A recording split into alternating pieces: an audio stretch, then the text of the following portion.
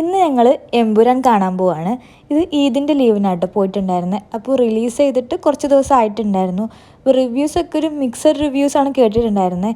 എന്നാലും ഞാൻ കുറച്ചായിട്ടും ആഗ്രഹിച്ച പടമായിരുന്നു. ലൂസിഫർ നല്ല ഇഷ്ടമായിട്ടുണ്ടായിരുന്നു. അപ്പോൾ സെക്കൻഡ് പാർട്ട് എന്തായാലും കാണാൻ വേണ്ടിയിട്ട് നല്ല ഇൻട്രസ്റ്റ് ഉണ്ടായിരുന്നു. പക്ഷേ എനിക്കൊരു വൺ ടൈം വാച്ചബിൾ ആയിട്ടാണ് തോന്നിയത്. ലൂസിഫർ കണ്ടിറങ്ങുമ്പോൾ കിട്ടുന്നൊരു ഫീൽ എനിക്ക് എമ്പുരാൻ കണ്ടിറങ്ങുമ്പോൾ കിട്ടിയിട്ടുണ്ടായിരുന്നില്ല. ഇതിനകത്ത് കേരളത്തിൽ നടക്കുന്ന സീൻസൊക്കെ അതൊക്കെ രസമായിരുന്നു. പിന്നെ മഞ്ജു വാര്യറിൻ്റെ പോർഷൻസൊക്കെ കുറച്ച് ഗൂസ് ബംസ് തരുന്നതായിരുന്നു. അതിനപ്പുറത്തേക്കൊന്നും എനിക്കിത് തോന്നിയില്ല. പിന്നെ ഇടയ്ക്ക് പോർഷൻസൊക്കെ കുറച്ച് ബോറിംഗ് ആയിട്ടും തോന്നി. ഒരു വലിയൊരു ഇൻട്രസ്റ്റിംഗ് ആയിട്ട് തോന്നിയില്ല. ഇത് എൻ്റെ മാത്രം അഭിപ്രായമാണ് കേട്ടോ.